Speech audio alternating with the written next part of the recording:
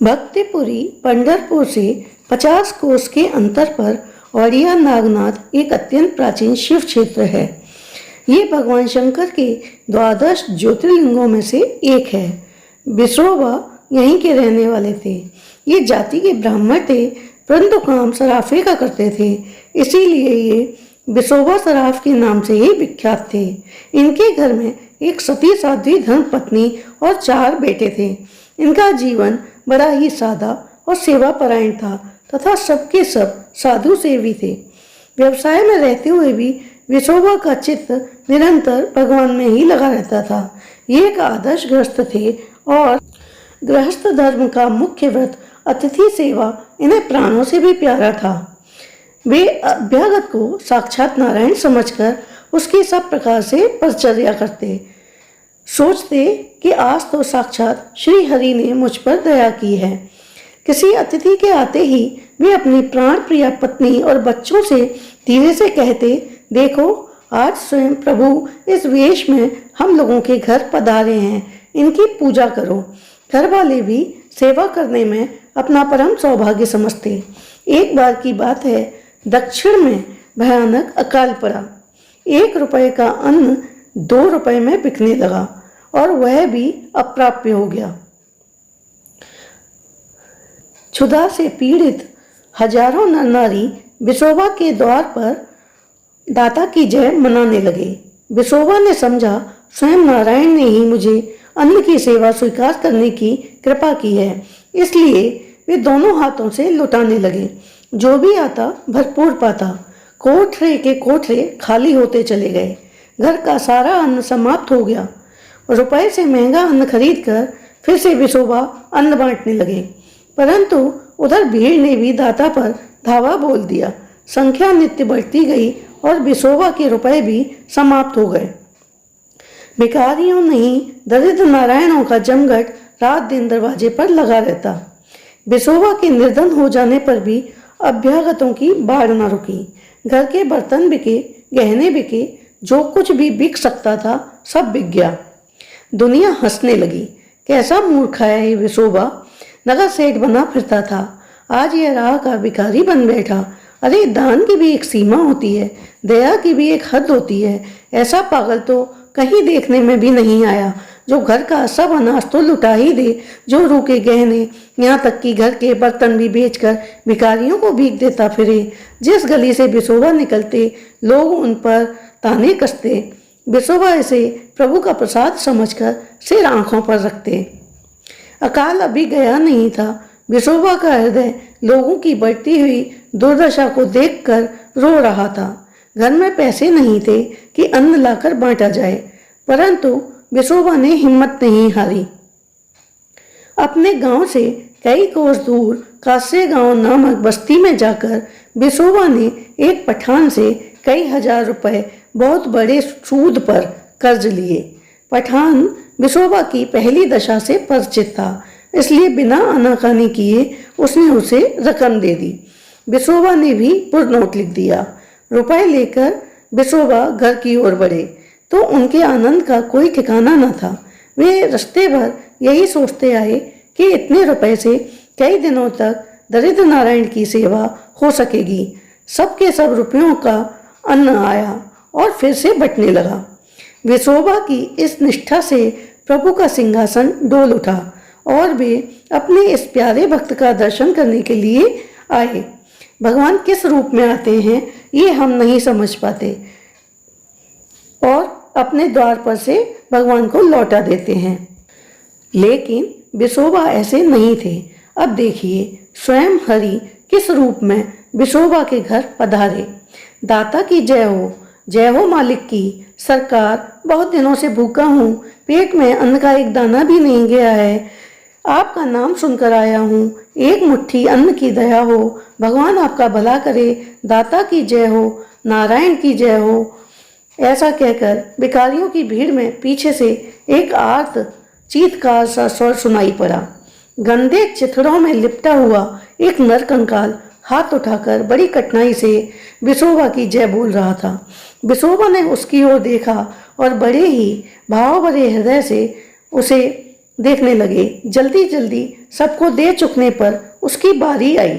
वह बेचारा अपने स्थान पर ही लड़खड़ा रहा था। उसमें और चलने की शक्ति नहीं थी। बिसोबा उनके पास पहुंचे। शरीर से भयानक दुर्गंध आ रही थी, फिर भी उसे गोद में उठाकर बिसोबा अपने घर लेकर आए। उसे स्नान कराया, कपड़े बदले और मस्तक पर चंदन का लेप किया। घर में जो कुछ भी तैयार हो सकता था तैयार कराकर प्रेम पूर्वक भोजन कराया। अपने हाथ से उसके पैर धोए। स्त्री ने पंखा किया, भिखारी ने भरपेट भोजन किया। बिसोबा का आदर्श अतिथि प्रेम देखकर भिखारी का रोम रोम पुलकित हो उठा। उसने गदगद वाणी से कहा, बेटा, मैं तुम्हें क्या आशीष दूं? भगवान तुम्हारा भला करे। दुनिया में जलने वाले लोगों की भी कमी नहीं है। बिसोबा की दानशीलता उन लोगों से देखी नहीं गई और गांव के ही कुछ लोगों ने पता लगाया कि इस बार कासे गांव के पठान से रुपया लाकर बिसोबा अन्न बांट रहा है। फिर क्या था, पठान के यहाँ जाकर उन लोगों ने बिसोबा के दिवालियेपन का ढिंढोरा पीटना शुरू कर दिया। पठान को भी अपनी भूल मालूम हुई और वह सीधे बिसोबा के घर आकर रुपए का तगाजा करने लगा। बिसोबा के पास तो रुपए थे ही नहीं जो वह देता, परंतु उसने कहा, आप धीरज रखिए, 7 दिन में कहीं ना कहीं से प्रबंध कर आपके रुपए लौटा दूंगा। ना, मैं ये सब बहानेबाजी नहीं सुनता। मुझे अभी रुपए दो या गांव के किसी संपन्न आदमी की जमानत दिलाओ। गांव के कुछ भले आदमी थे जो ये जानते थे कि बिसोबा कभी असत्य नहीं बोलता, चाहे उसे प्राणी क्यों न देने पड़े। उन लोगों ने आकर पठान को समझाया बुझाया। तब पठान 7 दिन का कहकर लौट गया। 6 दिन बीत गए, बिसोबा कहीं से भी प्रबंध नहीं कर सका। 7वां दिन भी आ गया। बिसोबा सोचने लगे, हे नारायण, आज तक तुमने मेरी एक भी बात खाली नहीं जाने दी। आज मेरी लाज जा रही है। यह तो लाज मेरी नहीं, तुम्हारी ही लाज है प्रभु। हे हरि, मैं तो तुम्हारी ही राह देख रहा हूँ। तुम ही तो मेरे संगी हो, तुम ही तो मेरे जन्म मरण के साथी हो। तुम्हें छोड़कर मैं कहाँ जाऊँ? ऐसा अलौकिक भाव जिस भक्त का हो, क्या प्रभु कभी उसकी उपेक्षा कर सकते हैं? बिसोबा आज एकांत में बैठे बैठे प्रभु का नाम स्मरण कर रहे हैं। आंखों से आंसू की धाराएं बह रही हैं, वाणी गदगद हो रही है। राम कृष्ण हरि का खंड स्मरण कर रहे हैं। भक्त की लाज भगवान की लाज है। अब क्या था, पंडरीनाथ ने बिसोबा के लिए बिसोबा के मुनीम का रूप धारण कर लिया और पठान के पास जाकर ठीक निश्चित दिन पर हिसाब करने पहुंच गए। पठान के आश्चर्य का ठिकाना नहीं रहा। वह सोचने लगा, इस अकाल में बिसोबा को किसने रुपए दिए? गांव के कई आदमियों के सामने सारा हिसाब हुआ और मुनीम ने पाई पाई चुका दी। दूसरे दिन प्रातःकाल बिसोबा ने पाठ करने के लिए गीता की पोथी खोली तो देखता क्या है कि उसका लिखा हुआ पुरनोट फटा हुआ है और उसकी पोथी में ही पड़ा हुआ है। उसे बड़ा ही आश्चर्य हुआ। वह सीधे पठान के पास पहुंचा और अपनी असमर्थता प्रकट करने लगा। पठान को कुछ समझ में नहीं आ रहा था। उसने कहा, आप क्यों परेशान हो रहे हैं? कल ही तो आपके मुनीम जी आए थे और मेरा सारा हिसाब चुकता कर गए। विश्वास न हो तो गांव के कई आदमी यहाँ मौजूद थे, उन्हें बुलाकर पूछ लीजिए। अब क्या था, गांव के लोगों ने भी स्वीकृति दे दी। अब तो बिसोबा के आश्चर्य का ठिकाना न रहा। वे कुछ समझ नहीं सके, सीधे घर लौटे और अपने मुनीम से पूछने लगे, भाई मुझे बताओ कि क्या कल तुम पठान के यहाँ मेरा हिसाब करने गए थे?